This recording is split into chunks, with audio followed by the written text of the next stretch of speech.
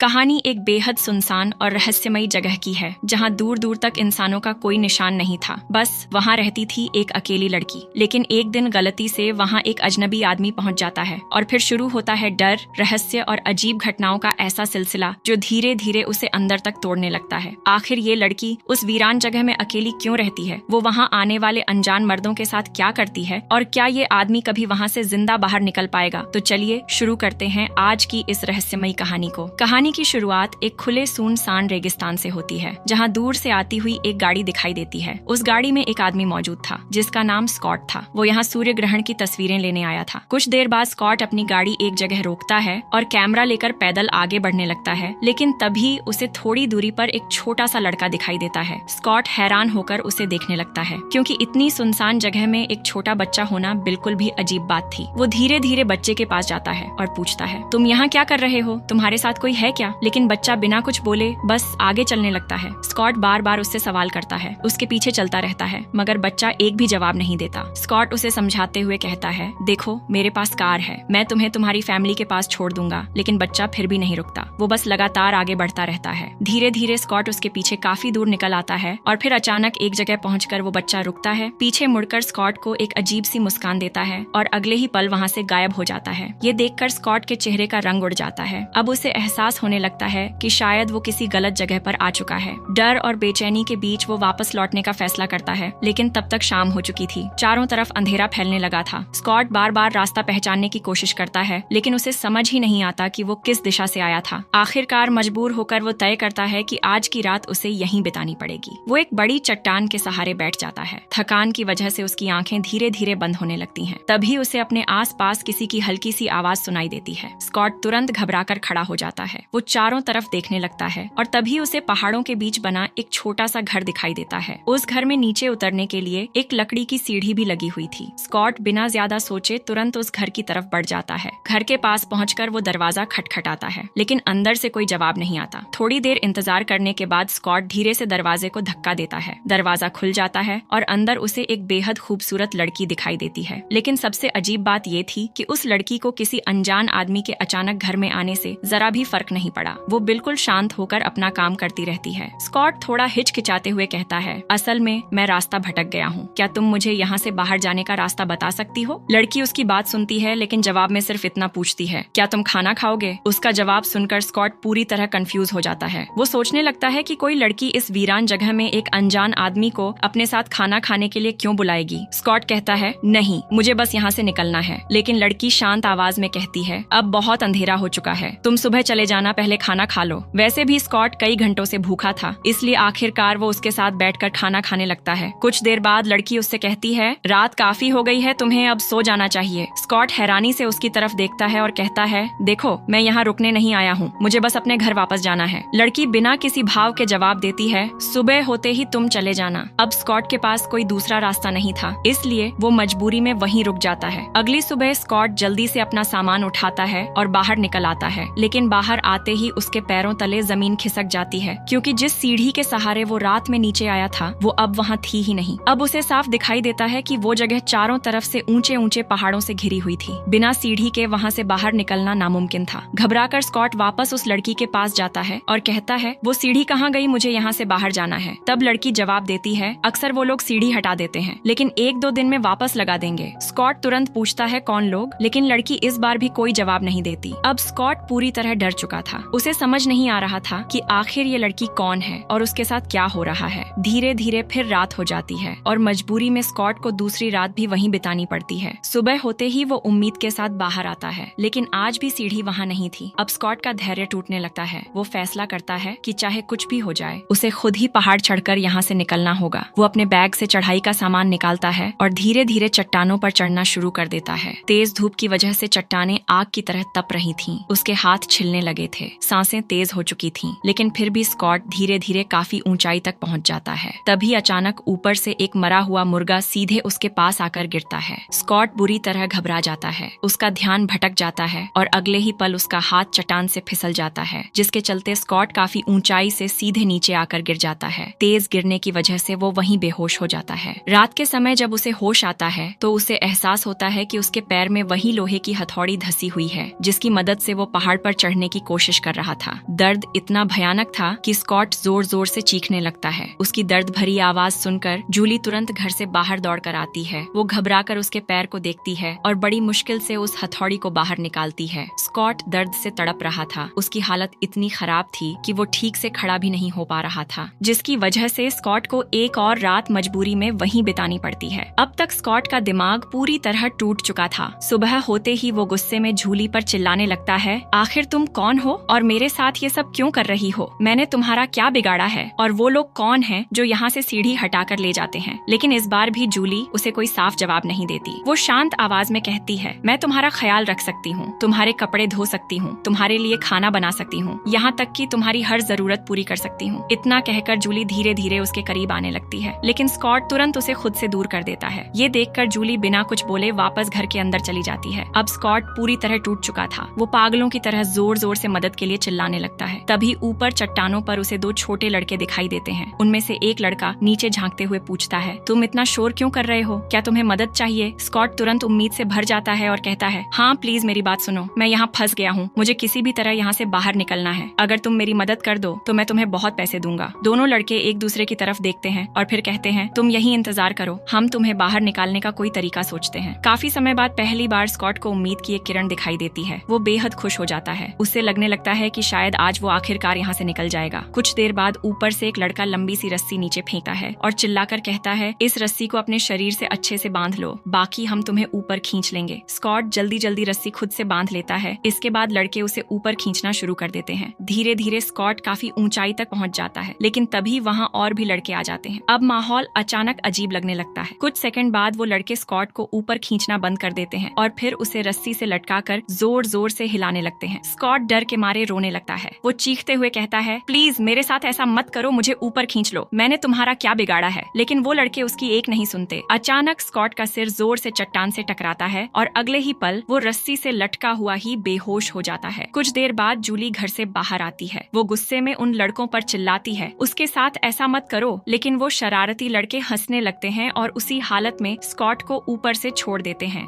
इसके बाद रात का सीन दिखाई देता है। स्कॉट को धीरे धीरे होश आता है। उसका पूरा शरीर जख्मी हो चुका था, लेकिन फिर भी वो दर्द में उठकर वहाँ से जाने की कोशिश करता है। अब उसमें इतनी ताकत नहीं बची थी कि वो ज्यादा दूर तक चल सके। वो मुश्किल से 4 कदम चलता है और फिर जमीन पर गिर पड़ता है। घर के अंदर बैठी जूली ये सब देख लेती है। वो उसके पास आती है और शांत आवाज में कहती है, तुम इतनी आसानी से यहाँ से नहीं निकल सकते, शायद अब तुम्हें अपनी किस्मत स्वीकार कर लेनी चाहिए। फिर वो उसे अपने साथ अंदर चलने के लिए कहती है। अब कहीं न कहीं स्कॉट भी ये बात समझ चुका था कि यहाँ से निकलना इतना आसान नहीं है। उसने हर कोशिश कर ली थी, लेकिन हर बार उसे सिर्फ दर्द और डर ही मिला। कुछ देर बाद दोनों फिर घर के अंदर होते हैं। अब स्कॉट भी धीरे धीरे जूली के साथ सामान्य तरीके से रहने लगता है। उसे लगने लगा था कि शायद अब यही उसकी दुनिया है। जूली उसके लिए खाना बनाती, उसके कपड़े धोती, उसका ख्याल रखती और अब वो बदमाश लड़के भी समय समय पर इनके लिए जरूरी सामान छोड़ने आने लगे थे। एक दिन सामान के साथ उन्हें शराब की एक बोतल भी मिलती है। उस रात स्कॉट और जूली साथ बैठकर शराब पीते हैं। धीरे धीरे दोनों इतना ज्यादा पी लेते हैं कि उन्हें होश ही नहीं रहता और फिर वो दोनों एक दूसरे के बेहद करीब आ जाते हैं। उस रात दोनों पहली बार अपने डर और अकेलेपन को भूलकर साथ वक्त बिताते हैं। अगली सुबह स्कॉट ऐसे ही छोटे मोटे काम करके अपना समय बिताने लगता है, लेकिन उसके दिल के किसी कोने में अब भी एक उम्मीद जिंदा थी। उम्मीद ये कि एक दिन वो यहाँ से बाहर निकल जाएगा। बस उसी झूठी उम्मीद के सहारे वो उस डरावनी जगह पर जी रहा था। समय के साथ स्कॉट और जूली के बीच एक रिश्ता बन चुका था। अब वो दोनों एक दूसरे के साथ समय बिताने लगे थे। लेकिन फिर एक दिन जूली स्कॉट से कहती है, मैं प्रेग्नेंट हूँ और ये बच्चा तुम्हारा है। ये सुनते ही स्कॉट घबरा जाता है। वो गुस्से में कहता है, मुझे तुम जैसी औरत से कोई बच्चा नहीं चाहिए और इस नर्क जैसी जगह में तो बिल्कुल भी नहीं। इतना कहकर वो गुस्से में बाहर चला जाता है। तभी ऊपर उसे एक छोटा बच्चा दिखाई देता है। स्कॉट तुरंत उससे कहता है, क्या तुम मुझे यहाँ से बाहर निकाल सकते हो? अगर तुम मेरी मदद कर दो तो मैं तुम्हें मुंह मांगा इनाम दूंगा। बच्चा कुछ पल उसे देखता है, फिर धीरे से कहता है, मैं तुम्हारी मदद कर सकता हूँ, लेकिन बदले में तुम्हें मुझे पढ़ाना होगा। मैं पढ़ लिख कर समझदार इंसान बनना चाहता हूँ और कोई अच्छी नौकरी करना चाहता हूँ। स्कॉट उसकी बात सुनकर कहता है, ठीक है, मैं तुम्हें पढ़ाऊंगा, लेकिन ये सब तभी हो पाएगा जब तुम मुझे यहाँ से बाहर निकालोगे। मैं यहाँ फंसकर तुम्हें कुछ नहीं सिखा सकता। बच्चा कुछ पल सोचता है, फिर धीरे से कहता है, ठीक है, तुम मेरा इंतजार करो, मैं तुम्हें यहाँ से बाहर निकालने का कोई तरीका ढूंढता हूँ। स्कॉट के चेहरे पर लंबे समय बाद हल्की सी उम्मीद दिखाई देती है, लेकिन तभी वहाँ एक दूसरा लड़का आ जाता है। उसने उनकी सारी बातें सुन ली थी। वो गुस्से से उस छोटे लड़के का हाथ पकड़ता है और उसे जबरदस्ती अपने साथ ले जाता है। स्कॉट दूर खड़ा बस उन्हें जाता हुआ देखता देखता रह जाता है। इसके बाद अगले दिन का सीन दिखाई देता है। सुबह के समय जूली घर से बाहर निकलती है, लेकिन बाहर का नजारा देखते ही उसके चेहरे का रंग उड़ जाता है, क्योंकि उन बदमाश लड़कों ने एक छोटे लड़के को रस्सियों से बांध रखा था। असल में वो वही बच्चा था जो स्कॉट से पढ़ना चाहता था। जूली घबराकर चिल्लाती है, प्लीज उसे छोड़ दो, उसके साथ ऐसा मत करो। इसी दौरान स्कॉट भी बाहर आ जाता है। उसे समझ नहीं आता कि जूली उस बच्चे के लिए इतनी परेशान क्यों हो रही है। वो हैरानी से पूछता है, ये लड़का कौन है? जूली आंसुओं भरी आंखों से उसकी तरफ देखती है और कहती है, वो मेरा बेटा है और तुम्हारी वजह से उसका ये हाल हुआ है। अगर तुम उससे मदद मांगते ही नहीं तो वो लोग उसके साथ ऐसा कभी नहीं करते। ऊपर चट्टानों पर बंधा हुआ वो छोटा बच्चा दर्द से तड़प रहा था, लेकिन कोई उसकी मदद नहीं करता। कुछ ही देर बाद वो वहीं तड़प तड़प कर दम तोड़ देता है। अपने बेटे की मौत देखकर जूली पूरी तरह टूट जाती है। उसकी आंखों में गुस्सा भर जाता है। वो पास पड़ी एक बड़ी लकड़ी उठाती है और पूरी ताकत से स्कॉट के सिर पर मार देती है। अगले ही पल स्कॉट बेहोश होकर जमीन पर गिर जाता है। इसके बाद कहानी करीब 2 महीने आगे बढ़ती है। अब हम स्कॉट को एक छोटे से लोहे के पिंजरे में बंद देखते हैं। उसकी हालत बेहद खराब हो चुकी थी। जूली समय समय पर उसे खाना और पानी देती रहती थी, लेकिन उसे बाहर नहीं निकालती। स्कॉट पूरी तरह टूट चुका था।